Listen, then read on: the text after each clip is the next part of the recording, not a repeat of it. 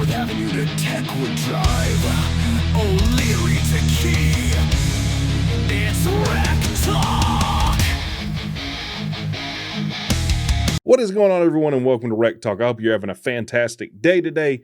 And if you can believe it, we're less than 2 weeks away from the spring game. The spring game is Saturday, April 12th, and we should count ourselves lucky to even have a spring game. Hell, it seems like every other coach nowadays is saying, nope, we're not having a spring game because we're afraid of tampering. We don't want to do anything that would benefit the fan in any way, and it's really sad, and the new climate of college football honestly sucks. Now, also, with all the buzz of GTA 6 around, I thought we'd have our own GTA-themed background. So enjoy that. Today, we're going to be talking about the current roster, who we're bringing in, what we lost, and really looking back at last year's roster in comparison. So if you've heard me talk about the research that was done, that really to be a team that's able to compete for a national title, you need to have 50% of your roster be 4 stars or better, plus one player. So how does Georgia Tech's roster stack up to that? Are we improving? Are we heading in the right direction? What percentage are freshmen? What percentage are sophomores? What percentage are true freshmen? Now, I already released like an hour and 20-minute long video for members that breaks down everything that you probably ever want to know about last year's roster and this year's roster. Each position group, even what percentage are true freshmen versus freshmen, true junior versus junior. So if you're interested in that kind of thing, you can become a member today. There's a join button right below the title of the video. Now, I also want to say I did open a store up. I ordered merchandise for that. I had to email them. If you are one of the people that have ordered merchandise from that, I haven't received mine. I ordered it in early February. This is with Teespring, so it's linked to my channel and YouTube. I don't know what's going on with them. It still says printing. If I were you, I would hold off on that. I'll give you an update and say, hey, I got my stuff. Things seem to be moving in the right direction. I just don't want you to spend money on something that you're not getting. That's currently the spot I'm in. But if you have ordered something, email them. You can get your shipping returned, or you can just get a refund for whatever you've ordered. So with that being said, we do have one update, and that is that Anthony Carey has hit the transfer portal. Now, this is something, if you remember Montega from Afterswarm coming on, he said, look, this running back room's getting pretty crowded. I think he stated, I believe either Trelane Maddox or Anthony Carey will transfer. Anthony Carey has given his intention to hit the portal. So I don't know if that means he'll play in the spring game or not. I would think not. I don't exactly know how all that works. And I kind of hate it. Touted as a 4-star, came in, said he wanted to be a freshman All-American. Just really didn't pan out. Wasn't able I don't think it was due to lack of opportunity either. We were pretty banged up at the running back room, but I don't have any will toward Anthony Carey. I hope him the best wherever he goes. Understand why he's transferring. It must be apparent, or this is my speculation, that he's just moved down the depth chart. So with that being said, let's just get into it. And let's look at the star ratings between last year to this year. So if you're just listening to this, maybe you're riding, listening to it at work, I'll read it out to you.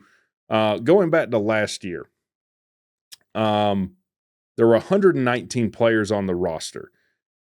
That is something else that needs to be noted. There is a rule change. So it used to be you had 85 scholarships that you had to give, and you could have however many walk-on players. And I don't know that there was a limit to roster size in total just for scholarship players. Now, with the advent of NIL, they've made a rule change that you are limited to 105 players on your roster. Now, all 105 players are eligible for a scholarship. So you can give 105 scholarships, but your roster cannot exceed 105 players. 119 players on last year's roster, 111, I guess 110 now that Anthony Carey has hit the portal. We're going to have to cut some kids or encourage them to hit the portal or whatever. So it's going to really change the dynamic of how rosters are handled. But I think that rule was implemented because with NIL, you could just, if instead of giving a kid a scholarship, you just supplement that with NIL money. So something to keep in mind. Now, also, there are some players that are not going to be here for the spring. They still have to graduate high school, right? Not everyone is an early enrollee out of last year's class. So we actually have more than 111 players, which means we're going to have to whittle this thing down to 105 and get rid of more players than what it looks like here. But let's look at last year's roster. 34% were not rated, so that's walk-ons, a lot of specialists like punters, long snappers, etc. But a fairly large percent of the roster not rated. Now, some of those are going to be like Joe Fusel, who is not rated but really should be. Also, I go with their most recent rating. So I put all this in an Excel sheet, and if they were a transfer, I went with that rating if that's their most recent rating. I thought that was the most accurate way to do it. 3% are 2 stars off last year's roster. 51% are 3 stars, so that's the largest group we have as far as star rating. 51% 3 stars, 8% 4 star, and 0% 5 stars. How does that compare to this year's roster? 30% not rated, so that's a decrease of 4%. We don't have any 2-star kids, so decrease of 3%. 56% are 3 stars, so you had an increase of 5% and the number of 3-star players you have on this year's roster. Now, this is all subject to change. Keep in mind, we still have another portal window to come in. 12% being 4 stars, so we had an increase of 4% in the number of 5 stars, and we had 1 player, which equates to 1% approximately of the roster, so an increase of 1% in 5 stars. Obviously, that being Josh Petty. Now, what about the percentage of freshmen, sophomore, etc.? And I thought of this because Josh Pate and C-Dog actually, I guess you could call it a back and forth. Josh Pate commented on C-Dog's video where Josh Pate made excuses for Jeff Collins like 2 years ago and said, look, the majority of his roster were freshmen. Well, let's look at the percentage of freshmen on the 2024 roster. 47% were either a freshman or a true freshman. Now, I break that down further in the members-only video, but 47%. Basically, half your roster were either freshmen or true freshmen. So I don't know what the excuse-making for Collins 2 years ago is. Very young team. 16% sophomore, 18% are juniors, and an equal 18% seniors. For the 2025 roster, 38% are freshmen, so that makes sense. You decrease 9% in the percentage of freshmen you have, and you have an increase in 8% in the number of sophomores you have. So we have 25% sophomores, basically the same, 17% are juniors, and 20% are seniors. Now, again, with the advent of how the portal is, just because you're freshman heavy last year and this year doesn't mean you're going to be senior heavy in 3 years from now, right? Because you're going to have people transfer out, you're going to have a bunch of people transfer in that are ones and dones. But if I had to guess, I would think more and more rosters are younger just because of how the portal breaks down. So that's how we break down for freshman, sophomore, junior, and senior. Who are we losing on both sides of the ball? So offensively, obviously the biggest loss, Eric Singleton Jr. takes a big bag of money to go to Auburn. And I'm neutral. I've talked about this before. I don't have a strong opinion. I'm not rooting for him, and I'm not really rooting against him. Though it's not going to break my heart if things don't work out and he ends up like Nate McCullum there. We lose Chase Lane, which could... from a leader, I think from a leadership standpoint is a bigger loss. Not a talent perspective, but Chase Lane really seemed to be a guy that took charge, was a good leader. Lose him to graduation. We lose Avery Boyd at tight end. He was really our most surefire. He was our most targeted tight end last year. And what did he run, a 4.4 something at the combine? So who knows? He might back in, or not at the combine. He wasn't at his pro day. I need some Diet Coke. So maybe he ends up on a roster. Big surprise and a big hit. We lose Corey Robinson, offensive tackle, to Arkansas, which basically lost him to NIL. Now, I sometimes wonder, with Josh Petty coming in and getting paid what he did, if that maybe rubbed some people the wrong way. Maybe it rubbed Corey Robinson the wrong way. Don't know, but that's going to be an issue with NIL for every team, regardless. We lose Jordan Williams to graduation. Did he play more games than anybody at Tech? He played a ton of them, 50-plus games. That's a big loss. So you lose both starting tackles off a pretty good offensive line. And then Weston Franklin, I have it mislabeled here, senior. So you lose 3 starters off your offensive line. That's going to be tough. We're going to have some people step up. We'll talk about it. Luckily, we have kids like Ethan McKinney that have played before. That's a freshman All-American. But we do have some holes to shore up on the offensive line.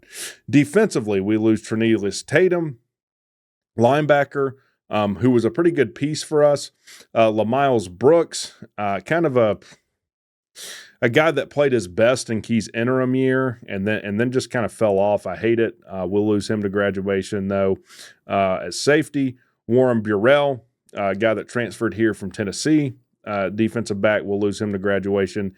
And then we lose Tay Seymour to Auburn out of the portal. That's 2 players we've lost to Auburn now. The hell with Hugh Freeze. Hugh Freeze is a degenerate human being that has hookers on speed dial. I have no respect for him, and I would laugh my ass off if he got fired this year because he wins 2 games. Maybe he'll pull a Florida State, but I got nothing but ire for Hugh Freeze. All right. Now, you might have noticed I didn't talk about any defensive linemen. That's because I couldn't fit them all on one thing. We get absolutely decimated losing people out of this defensive line group for a defensive line group that was already thin. The number one thing that I will be looking for at this spring game, who we're trotting out there at defensive line. So let's go through everyone we lose. Zeke Biggers, a guy that's not easily replaced. I don't even know if we can replace a guy like him. He was our surefire bet right there up the middle. Had a fantastic career at Tech. Huge 6'7" kid. He'll end up getting drafted most likely. The second surprise. So we had a surprise with Corey Robinson on the offensive side of the ball, and then we get a big surprise with Romello Height. Ends up going to Texas Tech. Was only here for 1 year. This will be his 4th team in 4 years. And him, I get that everyone's kind of on a year-to-year contract, but he's one that I almost want to actively root against. We lose Sylvain Yanjuan, defensive end, to graduation. Joshua Robinson, shout out to his mother. Last year's spring game, speaking of spring games, this one will be a week from this Saturday. C-Dog and I met his mother. She was super nice. And I wish nothing but the best for Joshua Robinson. I'm sure he graduated, and that will serve him well. Another defensive end. So there's 1, 2, 3. This is our 4th defensive end. Now we're losing Kevin Harris II. We will lose him to graduation. Horace Lockett, we lose to Central Florida out of the portal. So we lose 2 guys off this defensive line on top of everyone that's graduating. Horace Lockett goes to Central Florida, and Makia Scott, defensive tackle, lose to graduation. So if you're one of the people that are saying, hey, I think Tech is a 9 or 10 win team, you have to have an answer for what we're doing on the defensive line group. Because even with the people we're bringing in, it's not clear to me how we're going to manage this. Hopefully, a new defensive coordinator maybe can work some magic, or Jeff Simpson can work some magic. All right. Let's look at key returners. On the offensive side of the ball, obviously Haynes King. Now, Haynes King's going to be a question of, can he stay healthy throughout the season? I will say this. If he plays the same brand of football or the same style of football he played last year, where he's running most of the time, he's never sliding, he will not make it through the season. Luckily, we have a key returner also in Aaron Philo, a guy that played fantastic for a true freshman, retains his red shirt, so he'll be a redshirt freshman this year. So you have a nice backup in Aaron Philo, but, look, Buster Faulkner talked about it in one of the spring interviews. Haynes King's got to be able to throw better downfield, but look, there's not many teams that return 2 quarterbacks that are game-proven guys. Tech's got that, and that's fantastic. We returned Jamal Haynes for his last year. He's been a hell of a running back for us. Love to have him back. Same with Malik Rutherford, 2 guys that have been here a while. Now, Malik Rutherford kind of hit the I'm going to hit the portal. No, I'm not going to hit the portal. Eventually, I'll get over that. But, man, that rubbed me the wrong way right before a bowl game. We return Joe Fusel. So we lose both tackles. Our center, we return both starting guards. Joe Fusel's been a hell of a lineman for us. Keelan Rutledge also been a hell of a lineman for us. That's who we return. Key returners on the offensive side of the ball. On the defensive side of the ball, we return Amari Harvey. Been very good for us. Defensive back Clayton Powell-Lee at safety. I'm excited to see what Clayton Powell-Lee does under what's probably the best safeties defensive backs coach in the country. That's now our DC and Blake Gideon. Expecting big things out of Clayton Powell-Lee. I'm a huge Clayton Powell-Lee fan. We interviewed him on the channel right after his freshman year. If you haven't seen that, go check out that interview. We returned nickel Saeed Gibbs. Had a pretty good year last year. And then the cornerstone of our defense, we returned Kyle Eford, a guy that's been just a hell of a run-stopping threat for us. And then the only defensive lineman we're returning that anyone's going to recognize his name, Jordan Vandenberg. I guess at least we returned one. He's another guy that played really, really well for us. Strong guy. Rodney Shelley, another nickel we returned. And then I've got all 3 linebackers. I mean, we're pretty deep at linebacker. We returned Hamilton, Butler, and EJ Lightsley. So we're pretty shored up at that linebacker spot. All right. So we talked about who we're losing. We talked about who we're returning. Let's talk about who we're adding. On the offensive side of the ball, you can't talk about this without talking about getting Eric Rivers out of FIU, guy that was a 4-star portal wide receiver. Can he replace what Eric Singleton Jr. was for this offense at the receiver room? Maybe. He's a talented kid. He also brings in teammate of FIU, Dean Patterson, a guy that I'll say it again, I watched both these guys when they played Kennesaw State. Right up the street, 20 minutes right up the street. I was honestly more impressed with Dean Patterson. He's not as athletic. He's a little bigger. A guy that's like Abdul Janae, and that he's a surefire hand guy, good blocker. But I think he's better than Abdul Janae. In the running back room, we bring in Malachi Hosley, a guy that was highly sought after by several teams, including North Carolina. North Carolina made a pretty good push to get him. He comes to Georgia Tech. He was all Ivy League or whatever he was. He came out of Penn. Really good pickup for Tech. Maybe part of the reason Anthony Carey's transferring out too. Now we bring in JP Powell, another kid we've interviewed on the channel. If you haven't seen that interview, interviewed him while he was in high school. When we interviewed him, he was a 3-star, got upgraded to a 4-star. And then we bring in, I forget his first name, but Marshall, 2 running backs we're bringing in out of our recruiting class. Why do I have Jordan Vandenberg on here for offensive additions? We bring in 2 tight ends, Bjorn and Lodge. One's from Wake Forest. One is from Cal, I think. So we have a lot of production to replace out of that tight end room. I don't think I mentioned Jackson Hall as one of the 2 kids that was invited to the combine. We lose him. That's a big loss. I don't know if I've ever seen a guy that was just a badass blocking like Jackson Hall's. I think he's going to have a long career. So we're going to have to find someone who's able to replace what he did for us. Now, in the recruiting trail, we bring in Kevin Roach. I don't know anything about him other than he's 6'8". I'll take a 6'8" tight end. And hell, I'll be looking. I'm just going to look for the tallest guy out there at the spring game. That'll probably be him. Who do we add on the defensive side of the ball? 2 linebackers, Melvin Jordan and Cayman Spalding. So we get even deeper in the linebacker room. And then 2 absolutely filthy recruits at the defensive back room. Tay Harris, one of the highest rated recruits that we've ever got, aside from Josh Petty and some others. A guy that we flipped from Clemson. So I have like an offensive watch list at the end of this video. On my defensive watch list, both these kids, Tay Harris and Dalen Pinson. Dalen Pinson, a guy that had a ton of money, of NIL money thrown at him. You bring in 2 absolutely top-notch defensive back recruits with an absolutely top-notch defensive coordinator.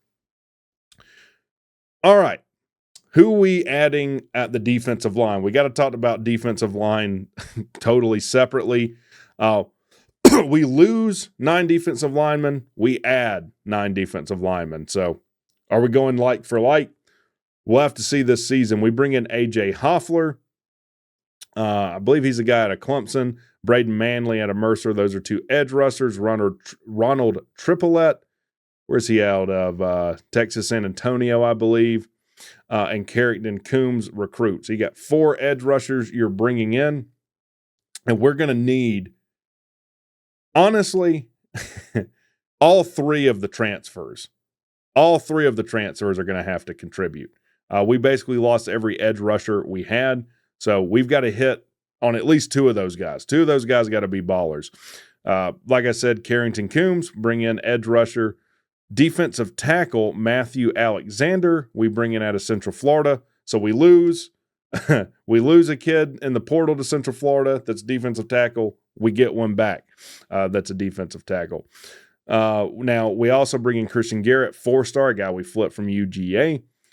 Will he be a guy that can step up this year? Time will tell, but a lot of expectations for him.